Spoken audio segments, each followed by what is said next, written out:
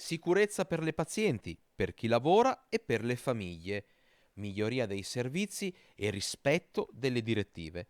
Su questi tre principi si basa la durissima presa di posizione dei sindacati per evidenziare i problemi del punto nascite di Asiago. E così, per la prima volta, tutte le sigle sindacali si sono unite per far scattare lo stato di agitazione del personale.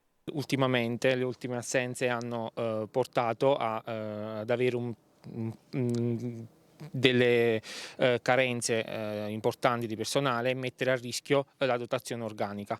L'attuale organizzazione, basata anche sui turni di pronta disponibilità a carico del personale di Bassano e Sant'Orso, mette a rischio il raggiungimento della struttura ospedaliera di Asiago in maniera tempestiva. E l'ULSS 7 che cosa fa? E la Regione? Dall'azienda sanitaria arriva una parziale risposta, per giunta tardiva, fanno notare i sindacati. Il punto nascita di Asiago ha riaperto da luglio 2021. Da quel giorno l'amministrazione ha sempre garantito ai lavoratori che la situazione di rotazione del personale sarebbe stata temporanea. Doveva dunque essere una situazione temporanea, invece sono mesi, mesi e mesi che si va avanti così.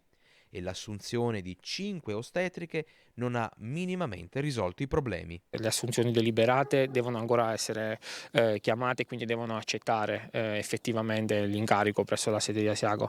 Riteniamo che comunque 5 persone sia un numero insufficiente, la dotazione dovrebbe arrivare almeno a 12-13 persone sulla sede di Asiago, questo a garanzia della sicurezza dei nascituri, delle partorienti e a sicurezza dell'applicazione di tutti i protocolli. Le problematiche tuttavia non finiscono qui. I sindacati parlano apertamente di mancanza di equilibrio e di difficoltà per chi lavora e per le pazienti nell'instaurare quell'imprescindibile rapporto umano necessario per il buon esito delle cure e dell'intervento. Di questa mancanza di equilibrio anche con l'equipe medica che non è sempre la stessa, che ruota continuamente perché c'è presenza di liberi professionisti, gettonisti, porta a una mancanza di tranquillità per le operatrici che si trovano a collaborare con dirigenti medici che non sono sempre gli stessi ed è difficile trovare anche una certa forma di intesa.